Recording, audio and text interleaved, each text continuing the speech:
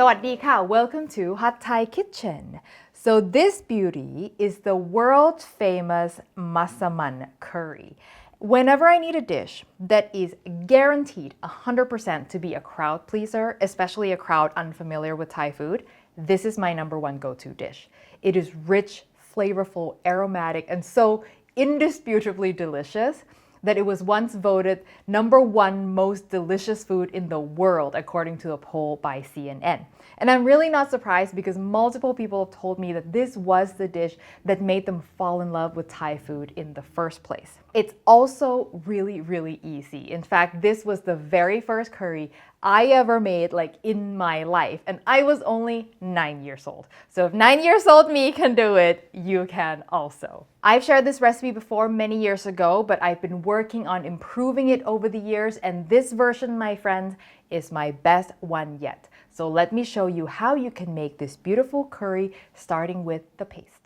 As I said before, the heart of any Thai curry is the curry paste. So this is the most important element of this recipe. Now you can buy MASSAMAN curry paste pre-made, but it's not always available. But that's actually not a problem because I'm going to recommend you make a semi-homemade version using red curry paste as a base anyway. And red curry paste you can get just about anywhere. Now this is a trick that I discovered after realizing that MASSAMAN paste is really just red curry paste plus a bunch of spices. So that's what we're gonna do. And even if you can buy MASSAMAN paste pre-made, this hacked version is even better. First, we're going to toast our MASSAMAN spices, starting with cumin seeds, which we'll toast separately because they're so tiny. Just keep them moving around in a dry skillet until they darken slightly and you'll be able to smell their wonderful aroma. And then remove from the pan. In the same pan, we're going to add coriander seeds, cloves, and cardamom pods. You can use green or white cardamom here. Keep toasting until the coriander seeds brown slightly, and again, you should be able to smell it in the air. And then take them off the heat. I'm going to add all the spices into my mortar and pestle and grind them into a fine powder. You can, of course, use a coffee grinder instead. Add our 2 ground spices, which are cinnamon and nutmeg.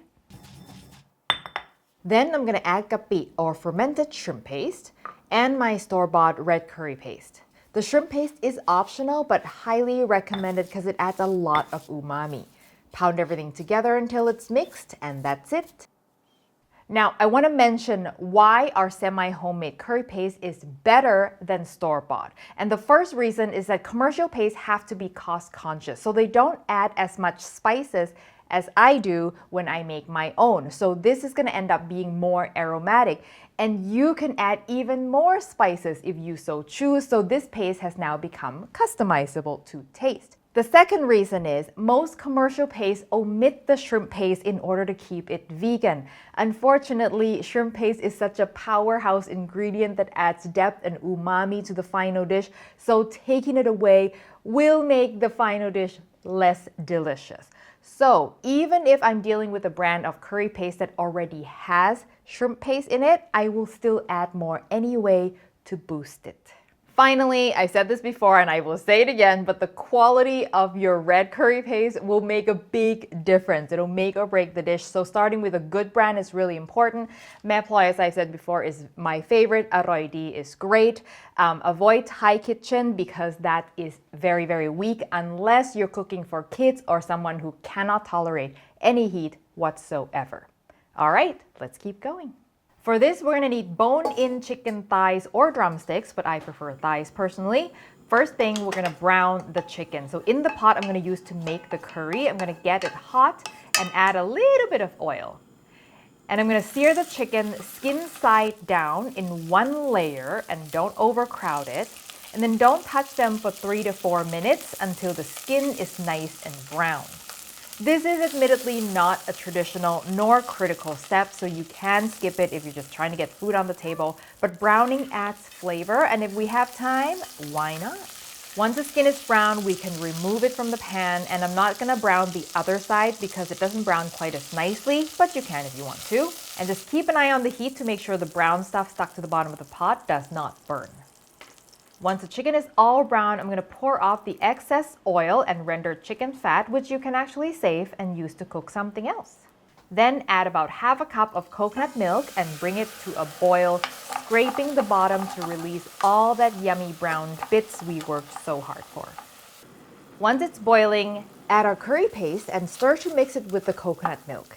And now we're going to saute the paste to cook off the raw herbs and develop flavor. You want to saute it for 3 to 4 minutes, and if it sticks to the pot before that, you can deglaze with a little more coconut milk and then lower the heat a bit. Eventually, you might see coconut oil starting to separate from around the edges of the paste, just like that.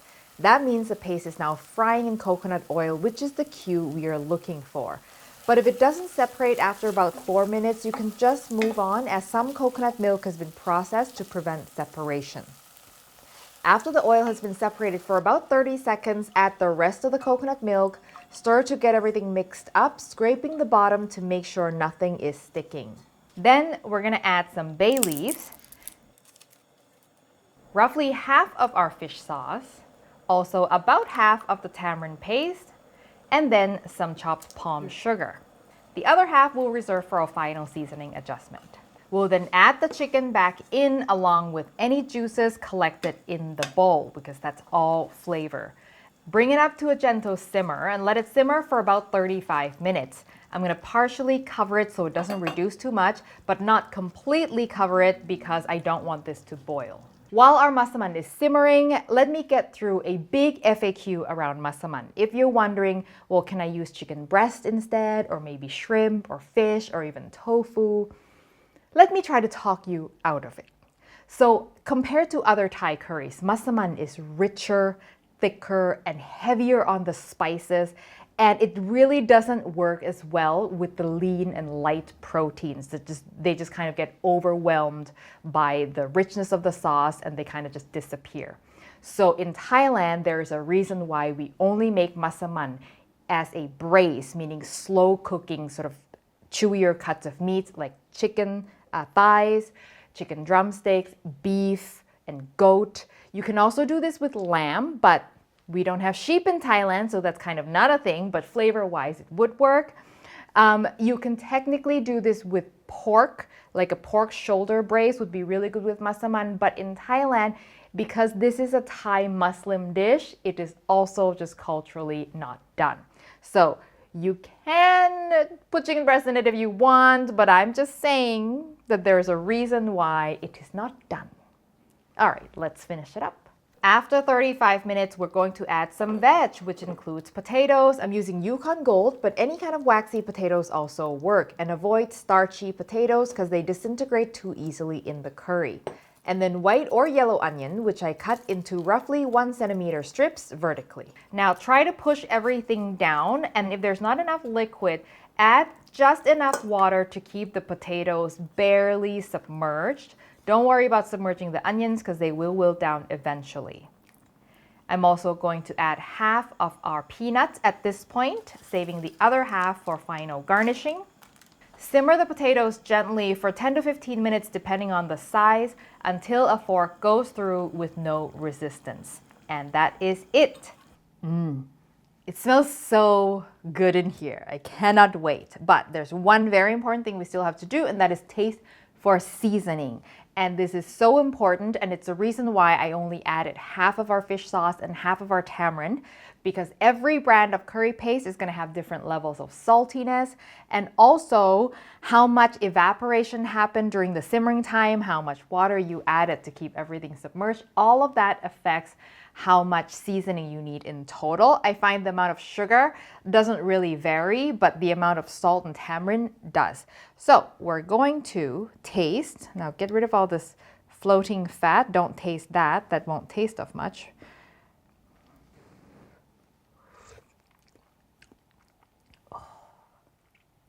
Ah, so good. Such a nostalgic flavor. Okay, it does need a little bit of fish sauce. So I'm gonna add, almost all of it. I can probably add all of it. And remember also, this is going to go on rice, right? So the rice is gonna dilute it a bit. Now, when you're thinking about whether or not to add tamarind, I want to kind of talk you through it a little bit. Tamarind is a sour ingredient, but we are not adding tamarind in order for the massaman to taste sour. In fact, it should not taste distinctly sour, but we're adding it in order to brighten the curry, cut the richness of the curry. And so when you're tasting, think about, does it taste one-dimensionally salty? Does it taste dull, or is it bright? Does it need a little zing? And if it does, then you want to add a little bit of tamarind just until it brightens it up. If you kind of don't know what I mean, what you can do, it's a really good exercise, is to make this curry without tamarind. Just don't add any. When you get to the tasting place, taste it, then add about, half of the tamarind that the recipe calls for, then taste it again. That difference between 0 tamarind and half a tamarind, that's kind of what you're looking for. And then you can decide whether you want to take the zing a little bit further. It's super, super important. Even though it's not something you can taste, it makes a big difference in how delicious your dish is. All right, I am happy with how much tamarind is in here, so I'm not going to add any more. The only thing left to do is eat. By the way, the rest of the peanuts I saved for a final sprinkling for garnish, and also because I like fresh crunchy peanuts that haven't soaked in the curry. But if you don't mind not crunchy peanuts, you can add them all in the beginning. All right, of course, this is served with jasmine rice. Wow. And potato. And by the way, some people love massaman with sweet potatoes. So you can do sweet potatoes, but not yams, like not the orange, watery yams that people like to use to make sweet potato casserole in the US, because those are too watery and soft. They don't hold up well. So you want to use either Asian, like Japanese sweet potatoes, or yellow flesh sweet potatoes, which are firmer and drier. All right, let's eat. The moment I have been waiting for. In Thailand, we don't use dinner knife. We don't need it because this chicken is so tender that you should be able to just tear it with a spoon.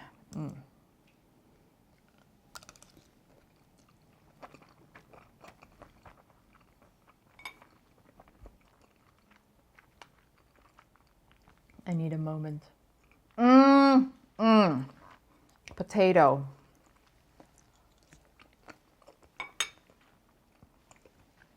I have no words.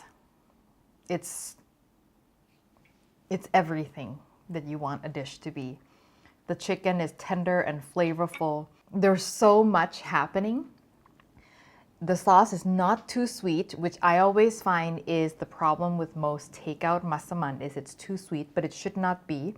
It's just well balanced, aromatic, so much umami thanks to that shrimp paste that we added.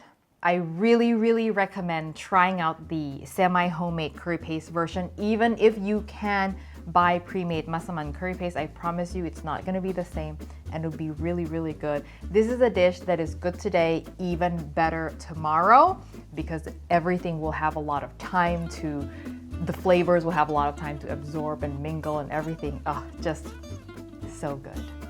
The recipe, as always, will be on hotthaikitchen.com. If you have any extra questions about how to store it, types of potatoes, any sort of details like that, please check the recipe post. I will make sure to answer as many questions as possible ahead of time.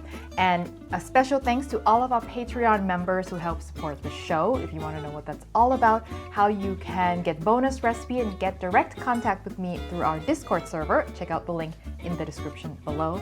Thank you as always for watching, and I will see you next time. สวัสดีค่ะ